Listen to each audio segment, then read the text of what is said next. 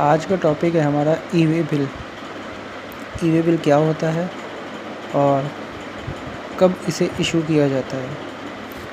तो सबसे पहले हम लोग समझते हैं कि ई वे बिल क्या चीज़ है।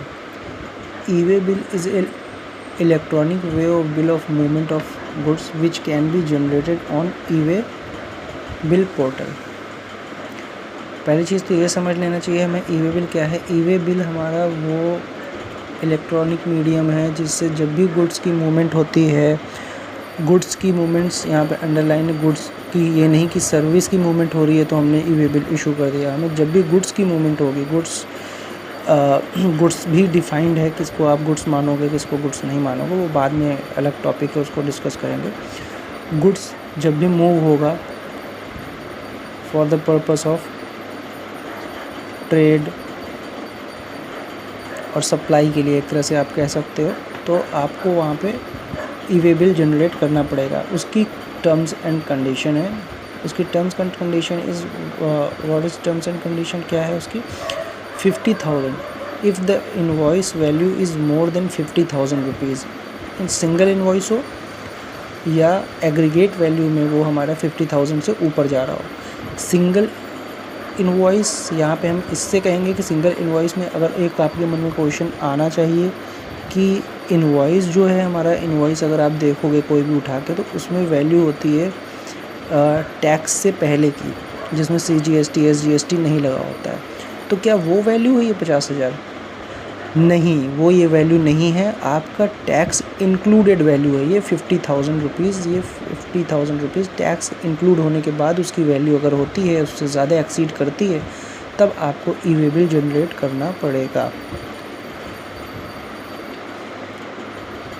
अब बात आती है कि हमारा जो ई वे बिल है वो जनरेट होता है। जब जनरेट होता है तो उसमें जाहिर सी बात है, जब हम ई वे बिल जनरेट करते हैं तो एक यूनिक नंबर आपको मिलता है, EBN करके एक सिस्टम जनरेट कर देता है। उसमें आप उसको देखते हो तो वो जनरेट कर देता है। उसके बाद आप उसको यूज़ कर सकते हो अपने डॉक्यूमेंट में।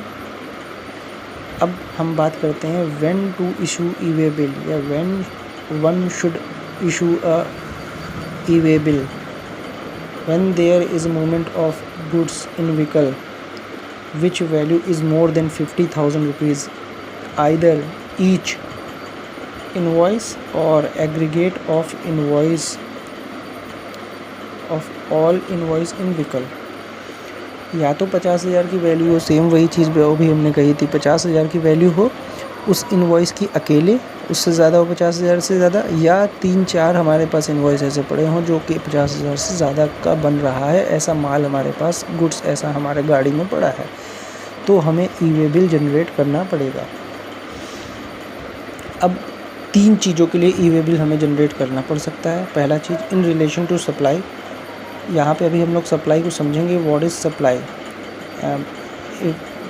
अगर हम लोग को सप्लाई की मीनिंग ही नहीं पता होगा तो हम लोग ये समझ ही नहीं पाएंगे कि क्या है सप्लाई और क्यों हम लोग इशू कर रहे हैं। तो in relation to supply. Second option है अदर देन सप्लाई। अगर गुड्स रिटर्न हो रहा है तो उस केस में भी आपको ई वे बिल जनरेट करना पड़ सकता है। Due to inwards supply from unregistered person. अगर किसी अनरजिस्टर्ड पर्सन ने भी आपका सप्लाई वापस गुड्स रिटर्न किया है तो उसमें भी केस में आपको ई वे बिल जनरेट करना पड़ सकता है। अब सप्लाई क्या है? सप्लाई को हम लोग समझते हैं under section 7(1)(a of CGST act 2017। Sale, supply के अंदर क्या क्या चीज़ें आती हैं? सेल है, ट्रांसफ़र है, बार्टर एंड एक्सचेंज है। बार्टर और एक्सचेंज मतलब आपने एक चीज़ दिया, दूसरे ने दूसरी चीज़ दिया उसी के बदले, तो वो इसमें आएगा, उसको भी हम लोग सप्लाई मानेंगे, वो भी GST के दायरे में आएगा। रेंटल, किसी को रेंट पे चीज़ दिया तो भी आपका सप्लाई लगेगा। लीज़ पे दिया, लाइसेंस अगर हमने किसी चीज़ का उसको यूज़ करने का दिया तो भी हमें GST उसमें अप्लीकेबल होगा बिकॉज ऑफ ये सप्लाई की क्राइटेरिया में आ रहा है।